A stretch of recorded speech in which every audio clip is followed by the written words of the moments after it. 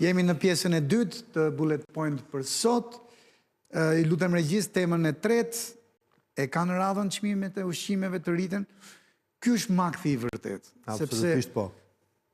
A, e kanë radhën? Po. Fatkeqësisht, absolutisht po. Dhe këtë e them me dhimbje, sepse ashtu siç po shkon situata në linjën e mesme, efekti që do ketë gjatë verës dhe gjatë shtatorit, dhe jo se e them unë, po citoj këtu institucione me vlerë, Carlyle Group, po citoj Oxford Economics, të cilët bëjnë studimet vazhdueshme dhe janë me famë botërore në këtë fushë. Pra specialistët, vëzhguesit më profesionistë të tregjeve botërore. Ato presin që si pasojë e efektit të nënprodukteve të naftës, sepse nafta ka një sër nënproduktesh të cilat dalin për te karburantët që ne përdorim për mjetet tona. Industria petrokimike, për shumë. Eksakt, dhe perave kimike. Në produktet kryesore janë ato që lidhen me prodhimin në bujqësi, dhe jemi fiks në kohën e të mbjellave. Shtrëngtimi i tyre dhe në disa raste si pasojë e luftës dëmtimeve mungesa e disa pjesë pesticideve që bazohen në azot apo në potash, që janë substanca që dalin pikërisht nga gaz natyror që ndodhet në gjirin persik, do bëj që të shtrëngtohen të mbjellat, të shtrëngtohet kosto e prodhimit, në mos edhe të zvoglohet sasia e të mbjellave dhe e prodhimit, gjë e cila në muajt më vonë do të përkthehet në çmime më të larta. Pra e pritshme është që do rriten? Absolutisht po. Për të mos thënë që do të rritet kosto e transportit dhe 90% e transportit të ushqimeve në botë, 90% e ushqimeve në botë të import-eksportit transportohen, kanë një element të rëndësishëm të kostos. Fatkeqësisht, dhe po ta shikojmë, do kenë prirje që do rriten. Do kemi një prirje rritje të madhe. A do të jetë ajo rritje si ajo që përjetuam në vitin 2022, pra në kulmin e agresionit të Putin mbi Ukrainë? Kam përshtypjen se ajo do jetë, ne do lutemi sikur të jetë vetëm aq. Vetëm aq. Vetëm mos jetë më shumë, se ajo lë rritje të paktën në kosto. Në atë kohë çmimi i grurit për shembull kërkojnë ndjesë ndërprerve shkoi gati 40% më shumë. Po, aktualisht ka shkuar ka kapur 30%. 32 në mos gaboj, çmimi i drithrave. Drithrave në botë. Drithrave në bursat, ndërkohë që jemi vetëm në 2 apo 3 javë dhe akoma nuk pritet, nuk dihet fundi dhe akoma nuk është parë efekti i plot, që do të thotë do shkojë minimumi 50-60%, jo më 40%. Cilat produkte janë më të rrezikuara nga shtrejtimi? Vetëm ushqimet e importit apo do ta marrin këtë sëmundje, ta quajmë kështu këtë viroz të dëmshme edhe produktet vendase? Po pikërisht të po shpjegoj që edhe produktet vendas, duke qenë se ne janë të imunizuar. Patjetër, sepse e para, një pjesë e mirë e prodhimit është kosto që ato kanë fermerët e naftës edhe e karburantit. E dyta janë pesticidet dhe plerat kimike. E treta janë farat, të cilët transportohen dhe importohen. Pra, këto janë kosto që atyre do t'i rriten. Duke qenë se do të rriten kosto, normalisht edhe prodhimi do të nxjerrë me çmim më të lartë. Por mbi të gjitha ne do kemi problem me ushqimet e importit, mos harrojmë që ne më shumë, po thys diçka më shumë se gjysmën e ushqimeve e importojmë. Gjysmën, jo më pak, gjysmën e importojmë nga vendet e Bashkimit Evropian, kryesisht Greqi, Itali, Gjermani. Dhe ashtu siç dhe eksportojmë në këto vende, por importojmë 2.5 herë më shumë se që eksportojmë. Dhe momenti që atje do të rritet kosto, do ta importojmë më shtrenjtë. Momenti që do importojmë më shtrenjtë, padyshim që çmimi këtu përfundimtar do të jetë më i lartë. Pra jemi në pritje të rrëmetit edhe ushqimor, jo vetëm të karburanteve. Çfarë roli mund të luajë qeveria në këtë rrëmet? A mund të ndërhyjë ajo përmes politikave lehtësuese fiskale? Unë shpresoj që qeveria të ndërhyjë nëpërmjet politikave lehtësuese, por nga ana tjetër edhe për të ndihmuar importuesit që të gjejnë burime alternative importi, pra të mos jenë fokusuar vetëm në një treg apo në 2 tregje, por që të diversifikojnë burimet e importit dhe mbi të gjitha për të bërë më eficient ato që janë zinxhirin e vlerës, në mënyrë që të minimizojmë koston, rritjen e kostos sa më shumë. Kjo është e vetmja mënyrë dhe duhet një bashkëpunim i fortë biznes-qeveri, në fakt jo vetëm qeveria dhe as jo vetëm biznesi, në mënyrë që këtë dallë që po vjen ta përballojmë sa më mirë.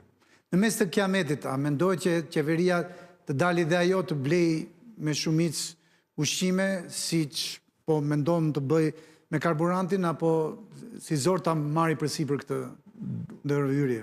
Do ishte një formë zgjidhje që duhet menduar mirë, ama sepse ndoshta mund ta shkatërronte tregun privat për dekada. Tregu i ushqimeve në fakt është me herë më i lartë si vlerë edhe nga tregu i karburanteve. Absolutisht, është disa fish. Njeriu bën pa karburante, por pa ushqime nuk bëjmë dot, patjetër, është disa fish më i lartë se karburante. E gjykoni të jetë një rritje e përkohshme apo do jetë disi edhe afat mesme? Kjo mund të jetë një pyetje $1 milion, por megjithatë Shiko, varet ne ke qenë Altax kemi bërë një studim mbi skenaret e mundshëm dhe kemi marrë bazuar tek dhënat, e kemi përshtatur modelin që ka përdorur pikërisht Oxford Economics dhe Carlyle Group, që janë dy qendra të mëdha botërore që unë përmenda. Ato modele kemi përshtatur me dhënat e Instatit, me dhënat shqiptare. Në një rast sikur lufta zgjat 4 javë, pra edhe një javë tjetër, në fund të javës tjetër, në një rast sikur zgjat 2 muaj, të dyja këto janë të thëna nga vetë presidenti SBA-ve. Njëherë ka thënë 4-5 javë, rastet më optimiste praktikisht. Njëherë ka thënë mund shkojë edhe 2 muaj.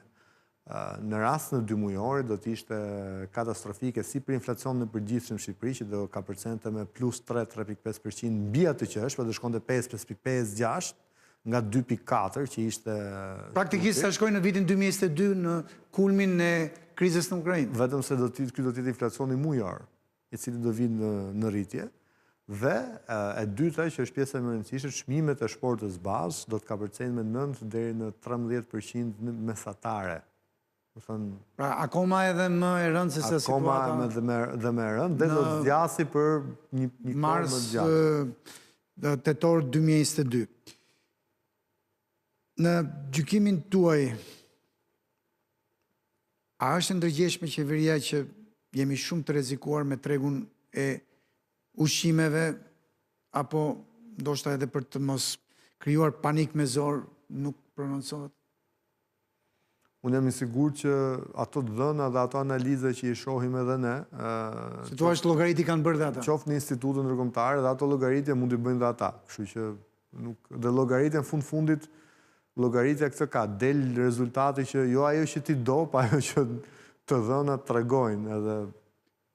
Se shikoj që për shembull qeveria reagoi, madje autoriteti i konkurrencës ishte që ditën e parë që tha që do të kontrolloj tregun e karburanteve, mblodhi edhe kompanitë e importit me shumicë të karburanteve, por deri tani nuk kanë mbledhur kompanitë e importit me shumicë të ushqimeve.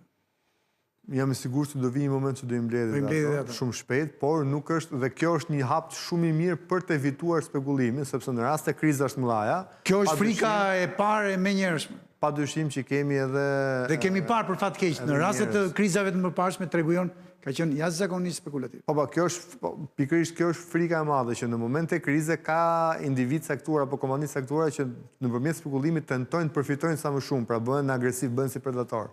Dhe ky është një rol që qeveria duhet ta luajë pikërisht për të minimizuar, ta zerruar mundësisht spekulimin.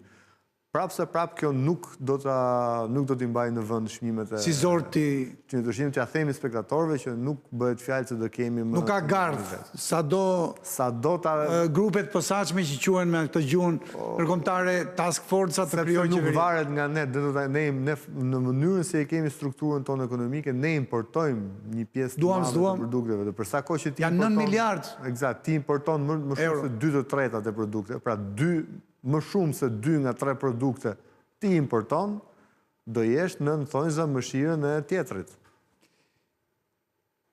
Pyetja e fundit për këtë temë. Bëri mirë qeveria që me këtë task force-ën, pra grupin e posaçëm që krijoi mes tatimeve dhe doganave, përfshiu dhe monitorimin intensiv ditor të tregut të ushqimeve? Absolutisht po. Absolutisht po. Ishte momenti. Edhe pse nuk patëm rritje, por e theksoj edhe një herë. Më mirë ta kontrollosh. Vetëm se ne nuk duhet kujtohemi në momente krize, këto janë procedura rutinë që duhet i bëjmë, autoritetet përkatëse duhet i bëjnë gjatë gjithë vitit. Atëherë patëm një 3 koksh praktikisht kryetemës ekonomike edhe të kësaj jave që përfundoi, po kalojmë tek një lajm i mirë, po që nuk e dim se sa do vazhdoj me mirësinë e tij, pagat e rritura, qoftë në sektorin privat, qoftë në sektorin shtetëror në periudhën 3 mujore të fundit të vitit kaluar tetor-dhjetor, sa na ndihmojnë. Lutem regjis, tema e 4. A është kjo rritje e qëndrueshme apo një efekt i përkohshëm? e publikojnë stati, kjo është u njoftën me shifrat, janë inkurajuese. Nuk është ky problemi. Problemi është se kemi të bëjmë me një trend, pra me një mënyrë e cila do vazhdoj edhe këtë vit, edhe vitin tjetër, e kështu me radhë, pra 3 mujor mas 3 mujori, apo kemi të bëjmë vetëm me një përjashtim nga rregulli, vetëm një rast apo 2 raste të cilët na bëjnë shpresdhënës, por më pas rikthehemi në atë normalitetin tonë jo fort pozitiv. Kjo mbetet për të parë dhe mbetet për të konfirmuar në 3 mujorin tjetër. Unë shpresoj shumë që të vazhdoj këtë trend, por e theksoj edhe një herë në vazhdim në asaj që po thonim deri tani, si pasojë e problemeve që po vinë që do të na vinë nga jashtë, 3 mujorin e 3 dhe të 4 unë i shoh pak të vështirë. A do të themi, do t'i hajë si karrota, si që hanë lepuri karrotat, inflacioni që pritet të jetë në rritje, efektin pozitiv të rritjes së pagave? Nëse nuk vazhdon të rritja pagave. 4,4% ishte. Absolut, po. Rritja mesatare sipas shifrave të Instat në krahasim me 3 mujorin e më Dakord, po 4,4% ku pjesa më e madhe kemi rritje në sektorin publik shtetëror. Kështu që është për ta marrë pak me rezerva të mëdha madje. Por edhe sikur të jetë shpërndar në çdo sektor, 4,4% me inflacionin që pritet brenda 3 mujorit, nëse nuk vazhdon rritja, me e glabron inflacionin. E zëron. Apo ndikon kjo rritje e pagave në uljen e emigracionit, apo nuk duken shenja?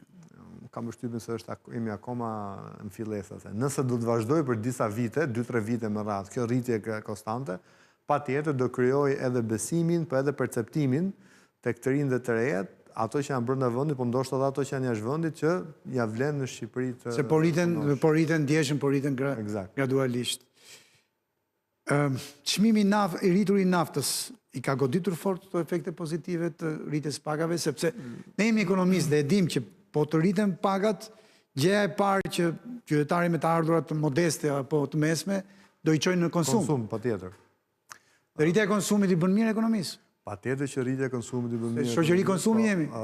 Problemi është që me atë para shtesë po konsumon më shumë apo thjesht përpaguan për ato produkte që konsumojnë. Te janë shtrëntuar. Sepse janë shtrëntuar. Kjo mbetet akoma për të parë. Po kalojmë me lejen tuaj në pikën e 5 dhe të fundit, por jo për nga rëndësia, i lutem regjis, Eurozona dhe bllokimi i ngushticës së Hormuzit.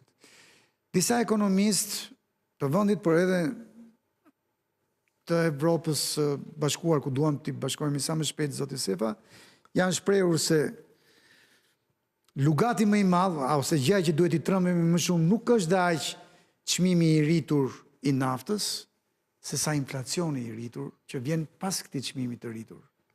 Pra shkatruesi i vërtet, grëndësi i madh i të ardhurave të qytetarëve, sidomos atyre me të ardhura modeste, është pikërisht inflacioni. Patjetër. Jeni dakord me këtë frikë, me këtë...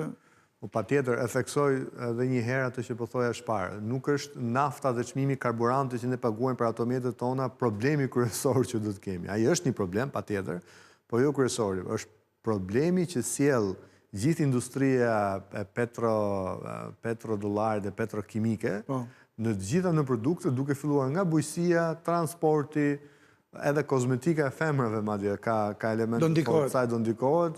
Transporti ajror, pra turizmi, e kështu më radhë. Është efekti ke këto, cili do sjellë një inflacion të përgjithshëm në shumë produkte dhe një gamë të gjerë produkte dhe shërbimesh që do na dëmtojnë, sepse të kishte qenë kufizuar vetëm te karburanti, mjafton mos ta përdorni më pak mjetin për... Po dilni me bicikleta edhe po shpëtoni. Një periudhë kohore caktuar, po nuk na shpëton kjo. Sa e varur është Eurozona, pra vendet e Bashkimit Evropian që përdorin euron, si monedh, nga furnizimet që kalojnë përmes ngushticës së Hormuzit që për momentin ende vjen të jetë bllokuar. Është dita e... Absolutisht shumë. 21. Absolutisht janë jo thjesht të varur, po kanë një varësi më të madhe se sa ajo që kishin deri diku nga gazi rus. Për shkak se nga diversifikimi që bën me gazin rus, ato shkuan ku? Pikërisht në gji. Rritën furnizimet nga gjiri persik. Dhe aktualisht, vënde si Mbretëria e Bashkuar, edhe pse është jashtë BE-s, po ama edhe Franca, Italia apo Gjermania, deri në 30% të gazit natyror që të marrin, e marrin pikërisht nga kjo zonë dhe rreth 20-25% të naftës është e qëndësishme. Sidomos se ato nuk është se përdorin naftën dhe gazin thjesht për karburant makinës, bëhet fjalë për përdorim industrial kryesisht dhe për prodhim elektriciteti. Mos harrojmë që gati gjysma e elektricitetit në Evropë prodhohet me naftë dhe në produkte dhe me gaz natyror. Dhe gjysma tjetër është një kombinim ndërmjet të rinovueshme energjisë bërthamore dhe energjisë rinovueshme.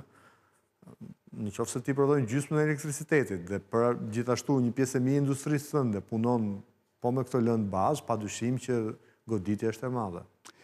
Në gjykimin tuaj, do ndikojë kjo rritje e çmimeve të naftës sot në rritjen ekonomike të eurozonës? Ne jemi mësuar me një rritje shumë të dobët të eurozonës për vitin e kaluar, 2025. Kjo do e godasi, do e zeroj. Mund ta zeroj fare. Rrezikon ta zeroj fare. Absolutisht po. Absolutisht po. Dhe këtë nuk po e them unë, shikoni fjalimin që mbajti presidenti e Komisionit Evropian para pak ditësh në Parlamentin Evropian, ku e bëri shumë qartë Ursula von der Leyen, ku e bëri shumë qartë që kjo situatë me gazin dhe me naftën dhe me në produktet e tjera, sidomos ato ushqimore, të cilat pritën të vinë pranverë dhe nverë, që të ketë indikim, është një gjë e cila mund ta gjunjëzojë Evropën, ndaj duhet marrë masa me njëherë. Çdo të thotë për një ekonomi si e jonë kaq të lidhur si vëllezërit siamez me ekonominë italiane sidomos, po edhe me ekonominë greke, që këto dy ekonomi që çojmë gati 60% të eksporteve dhe marrim 70% të importeve prej tyre, të kalojnë në stagnacion, pra në mosrritje ekonomike. Urojmë të mos kalojnë më djas edhe në atë gjën tjetër akoma më negative që është depresioni që do ishte ulja ekonomike dhe jo në recesioni, depresion do ishin po edhe stagnacioni është shumë i rrezikshëm. Absolutisht për ne. Pra mosrritja, të qëndrosh në vend numëror. Absolutisht për ne po, sepse e parë do na rrisi koston e importeve, do ne importojmë se 70% produkteve tona. E dyta, do na uli kërkesën për eksportet tona, pra nuk do eksportojmë do të më shumë sepse ato nuk do kenë më oreks, për të përthitur, se do kenë problemet e tyre, do kenë vështirësi vetë ekonomike, dhe e treta që është gjithashtu po aq e rëndësishme, edhe remitancat që ne marrim, se mos harrojmë dërgesat e parave të emigrantëve tonë. Ne kemi një shumicë në emigrantëve tonë, ne kemi pikërisht në Itali dhe në Greqi, dhe nga remitancat në shumicë kemi nga ato dy vende, dhe remitancat do të zvogëlohen, gjë e cila do përkthehet në më pak të ardhura për ato familje të cilat i përdorin remitancat për konsum përditshëm. Pra, efekti ke ne do të jetë vërtet i dëmshëm, kështu që urojmë që ato ta menaxhojnë mirë. Menaxhimi mirë, kjo ishte edhe pyetja që kam pas kësaj që juve sapo komentuat. Zoti Sefa, a ka kapacitete amortizuese eurozona? Këto ekonomi kaq të mëdha? Të mësuara edhe më përpara me goditje, krizash. Shiko, ky është problemi që nuk është eurozona nuk po vjen mbas një situate të shëndetshme dhe të mirë. Ajo sa psoi një seri krizash. Nuk kam dhjam atë që tamë edhe pak më përpara. Filluar nga 2008-2010, por edhe kjo e Ukrainës në 2022-shin dhe vetëm 3 vite më vonë, 3-4 vite më vonë vjen dhe kjo krizë tjetër, gjë e cila e gjen eurozonën jo në të njëjtat gjendje që ishte para 5 viteve apo para 6 viteve. Shumë të devoluar, shumë të dobësor. Dhe kam përshtypjen se ato po mendojnë për paktën si shtatë dhe presidenti e Komisionit Evropian, po mendojmë për një ndryshim strukturor në mënyrë që të bëhen më rezilient, më të qëndrueshëm dhe më të zhdërvjellët ndaj krizave në të ardhmen, por kanë mundësi ata që të reagojnë fort? Absolutisht, ata kanë mundësi. Shikoj, eurozona është Europa në përgjithësi është tregu poli i dytë apo i tretë në botë si treg. SBA, Kinë, pra fuqinë e kanë që të reagojnë fort edhe katër janë lobën të mund të vetë korrigjojnë qendrat e mëdha. SBA, Kinë, lindje mesme dhe Evropë, kështu që Evropa ka mundësinë të manovrojë shumë shumë. 5 minutat e fundit për 2 pyetjet e fundit të kësaj teme. Me stagnacionin që po troket ke porta e eurozonës, cilët sektor në Shqipëri janë më të rrezikuarit? Sektorët eksportues. Eksportuesit që tani thonë që po përgatitemi për skenar jo të mirë.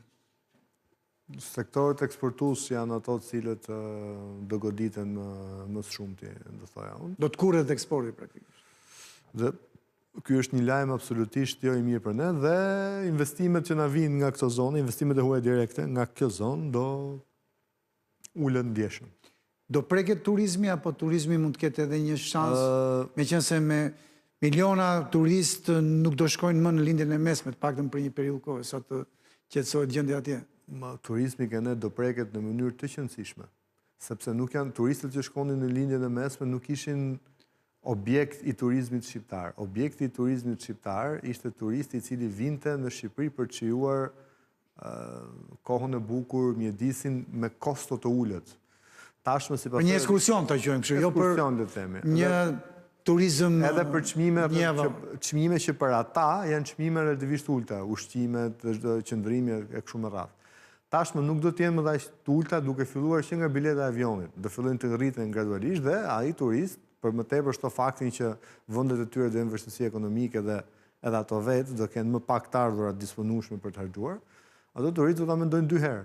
Pra do na mungojnë dhe ata turistë që i kemi quajtur me shaka, po ndoshta gjysma shakas, shaka nga njerë është gjysma e vërtetës thot populli, turistët e byrekut të mëngjesit. Ato të byrekut janë të parët që do mungojnë.